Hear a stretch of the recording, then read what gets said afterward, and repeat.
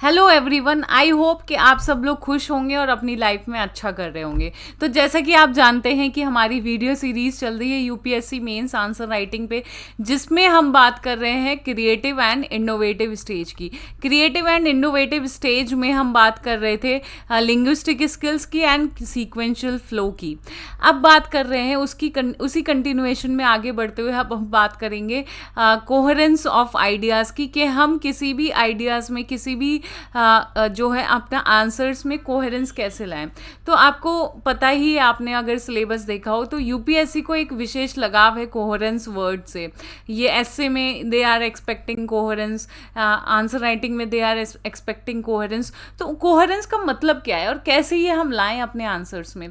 तो सबसे पहले समझ लेते हैं कि कोहेरेंस का क्या मतलब है। कोहेरेंस का मतलब है कि हर एक पॉइंट जो भी आप लिख रहे हो, कोई भी आर्ग्यूमेंट दे रहे हो, अपना ओपिनियन या आइडिया दे रहे हो, वो पॉइंट कनेक्टेड होना चाहिए। हर एक पॉइंट एक दूसरे पॉइंट से कनेक्टेड होना चाहिए और हर एक पॉइंट में क्वेश्चन की डिमांड रिफ्लेक्ट होनी चाहिए। ठीक है, तो जो भी पॉइंट आप लिख रहे हो, मान लो कोई क्वेश्चन आया है कि हिमालयन स्टेट पे टूरिज्म की वजह से नेचुरल हजार्ड्स या हजार्ड्स कैसे बढ़ रहे हैं। ठीक है, तो आप सबसे पहले लिखोगे कि मान लो आपने सबसे पहले पॉइंट लिखा है इंफ्रास्ट्रक्चर की वजह से, इंफ्रास्ट्रक्चर डेवलपमेंट हो रहा है।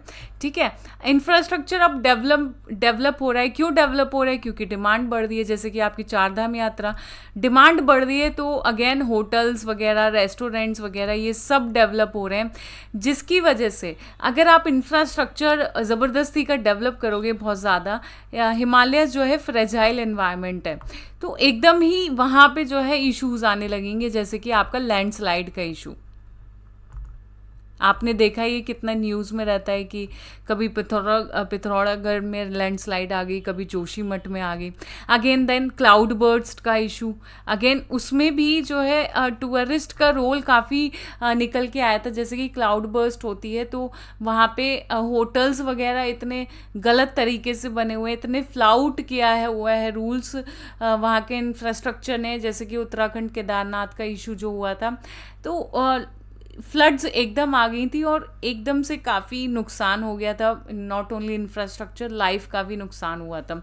तो again we are linking it with tourism, और हिमालयन स्टेट तो है ही है। ठीक है, again then melting of glacier, जिसकी वजह से स्नो एवलांचेस का इशू आ रहा है। क्यों?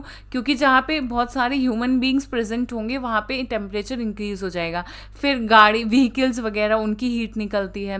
देन एसी चाहिए, जो भी जितनी भी फैसिलिटीज़ हैं, जिनकी वजह से जो है ग्लेशियर्स आपका मेल्ट हो रहा है और उसकी वजह से स्नो एवलांचेस आ रहे हैं। तो अगेन हर एक पॉइंट में हम क्वेश्चन की डिमांड मीट कर रहे हैं। क्वेश्चन क्या था कि टूरिज्म का इन्फ्लक्स बढ़ रहा है, जिसकी वजह से हिमालयाज में नेचुरल हजार्ड्स आ रहे हैं। तो हमने हर एक पॉइंट में एक एक हजार्ड बताया और हर एक पॉइंट को लिंक किया टूरिज्म से, कि टूरिज्म की वजह से ऐसा हो रहा है। तो ये आपने ऐसे करके कोहेरेंस मेंटेन की कि आपने हर एक पॉइंट में क्वेश्चन की डिमांड को मीट किया, आपने हर एक पॉइंट में नेचुरल हजार्ड्स आपने दिखाए। तो that is reflecting your connectedness, कि आपने हर एक पॉइंट में एक कनेक्शन दिखाया नेचुरल हजार्ड्स का एंड टूरिज्म का, और आपकी क्वेश्चन की डिमांड्स भी रिफ्लेक्ट हुई। और कैसे इंश्योर कर सकते हैं कोहेरेंस? आप प्रोनाउंस वगैरह यूज़ कर सकते हैं। जैसे यहाँ पे आपने हिमालयाज यूज़ किया तो you can use these reasons. आप ही शी इट दे ऐसे करके भी यूज़ कर सकते हैं। तो सिंपली प्रोनाउंस का जो मतलब होता है वही इसमें अप्लाई होगा। सिनोनिम्स, आप सिनोनिम्स यूज़ कर सकते हैं, हिमालयाज की जगह माउंटेन्स यूज़ कर सकते हैं। ठीक है, तो अब synonyms depending on your vocabulary, but I will suggest कि आप जो भी सिनोनिम्स यूज़ करें तो try to use technical words. अब जैसे कई स्टूडेंट्स की मैं कॉपी देखती हूँ तो वो बहुत बड़े बड़े सेंटेंसेस लिख देते हैं। जैसे मान लो लिखना है कि टेक्नोलॉजी के बारे में लिखना है, तो आप लिख रहे हो कि अपडेट करो, टेक्नोलॉजी अपडेट करो। इसकी जगह you can right modernise your technology, modernise technology. ठीक है, इस टाइप से आप जो है टेक्निकल वर्ड्स यूज़ कर सकते हो। या फिर व्हेन यू आर सेइंग कि everyone should participate in a democracy, then rather than saying this you should write participatory democracy.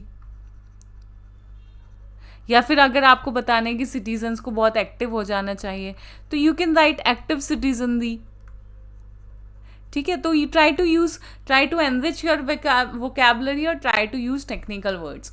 Then transitional expressions use करो, जैसे कि मान लो आपको एक बॉडी पार्ट से दूसरे बॉडी पार्ट में जंप करना है, जैसे मान लो आपने पॉजिटिव्स दिए, अब आपको नेगेटिव एस्पेक्ट्स देने हैं उस टॉपिक के, जो भी क्वेश्चन पूछा है, तो you can use on the contrary, you can use therefore, thus towards the conclusion.